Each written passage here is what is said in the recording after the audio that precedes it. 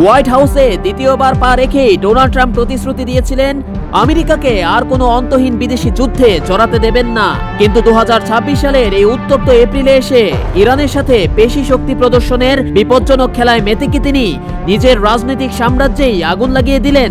তেহরানকে দমাতে গিয়ে ট্রাম্পের নেওয়া হঠকারী পদক্ষেপগুলো আজ খোদ মার্কিন যুক্তরাষ্ট্রের জন্যই সবচেয়ে বড় কাল হয়ে দাঁড়িয়েছে। 2025 সালে নতুন করে ক্ষমতা গ্রহণের পর ট্রাম্প প্রশাসন ভেবেছিল পারস্য উপসাগরে নজিরবিহীন নৌশক্তি বৃদ্ধি, কঠোরতম নতুন নিষেধাজ্ঞা এবং মার্কিন হুঙ্কার দিয়েই ইরানকে নতজানু করা যাবে। কিন্তু বাস্তব চিত্র সম্পূর্ণ ভিন্ন। ইসরায়েল এবং ইরানের মধ্যকার সাম্প্রতিক ভয়াবহ ও সরাসরি সংঘাতের প্রেক্ষাপটে ট্রাম্পের এই জবরদস্তিমূলক নীতি বুমেরাং হয়ে ফিরে এসেছে। ইরান ইউরেনিয়াম সমৃদ্ধিকরণের মাত্রা এমন এক পর্যায়ে নিয়ে গেছে যা এখন পশ্চিমা বিশ্বের জন্য সবচেয়ে বড় আতঙ্ক। পাশাপাশি তাদের ড্রোন ও মিসাইল প্রযুক্তি আগের যে কোনো সময়ের চেয়ে আধুনিক। তেহরান পিছিয়ে তো যায়নি, উল্টো তাদের সমর্থিত সশস্ত্র গোষ্ঠীগুলো এখন পুরো মধ্যপ্রাচ্য জুড়ে মার্কিন সামরিক ঘাঁটি এবং কৌশলগত স্বার্থের জন্য সরাসরি অস্তিত্বের সংকট তৈরি করেছে। যে নতুন যুদ্ধ এড়ানোর সুস্পষ্ট প্রতিশ্রুতি দিয়ে ট্রাম্প দ্বিতীয় মেয়াদে ক্ষমতায় এসেছিলেন, আজ সেই বৃহত্তর আঞ্চলিক যুদ্ধের কেন্দ্রবিন্দুতেই আমেরিকা আটকা পড়েছে। এই ভূ রাজনৈতিক উত্তেজনার সবচেয়ে বড় ধাক্কাটা লেগেছে খোদ মার্কিন অর্থনীতিতে। লোহিত সাগর এবং হরমুজ প্রণালীতে চরম অস্থিতিশীলতার কারণে বিশ্ব বাজারে জ্বালানি তেলের দাম এখন আকাশ ছোঁয়া। আমেরিকায় মূল্যস্ফীতি নিয়ন্ত্রণের বাইরে চলে যাওয়ায় গ্যালন প্রতি পেট্রোলের দাম সাধারণ মানুষের নাগালের বাইরে।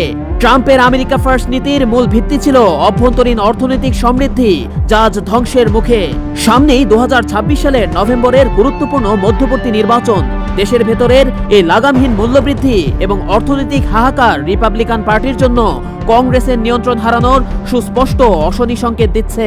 আন্তর্জাতিক অঙ্গনেও ট্রাম্পের ইরান নীতি যুক্তরাষ্ট্রকে ভয়াবহভাবে একঘরে করে ফেলেছে। ওয়াশিংটনের অতি আগ্রাসী সামরিক পদক্ষেপের সাথে এবার তাল মেলাতে নারাজ ঐতিহ্যবাহী ইউরোপীয় মিত্ররা। বিশেষ করে ব্রিটিশ রয়্যাল নেভির মতো প্রথম সারির নৌবাহিনীর যুদ্ধ প্রস্তুতির চরম ঘাটতি এবং অন্যান্য ইউরোপীয় দেশগুলোর অভ্যন্তরীণ সামরিক দুর্বলতা এখন আর গোপন কোনো বিষয় নয়। নিজেদের সামরিক কাঠামোর এই ভঙ্গুর দশার কারণে তারা কোনোভাবেই মধ্যপ্রাচ্যের এই ভয়াবহ সংঘাতে ওয়াশিংটনের অন্ধ অনুকরণ করতে রাজি নয়। মিত্রদের এই পিছুটান এবং অন্যদিকে তেহরানের পেছনে চীন ও রাশিয়ার অটুট কৌশলগত সমর্থন, সব মিলিয়ে ট্রাম্পের একতরফা সামরিক আস্ফালন বিশ্বমঞ্চে চরমভাবে মুখ থুবড়ে পড়েছে।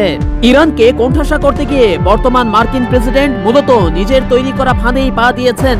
যে অর্থনৈতিক স্থিতিশীলতা এবং যুদ্ধবিহীন সুরক্ষিত আমেরিকার স্বপ্ন দেখিয়ে তিনি দ্বিতীয়বার ওভাল অফিসে ফিরেছিলেন, আজ তেহরানের সাথে ভূ রাজনৈতিক অহংকারের লড়াইয়ে নেমে তিনি সেই ভিত্তিমূলকেই ধ্বংস করছেন। এই অপরিণামদর্শী সংঘাত প্রমাণ করছে ইরানের সাথে পাল্লা দেওয়ার এই হঠকারিতাই ডোনাল্ড ট্রাম্পের দ্বিতীয় মেয়াদের সবচেয়ে বড় বিপর্যয় হয়ে ইতিহাসে চিহ্নিত হতে যাচ্ছে। জুনায়েদ আহমেদ সৈকত, ইন্টারন্যাশনাল ডেস্ক।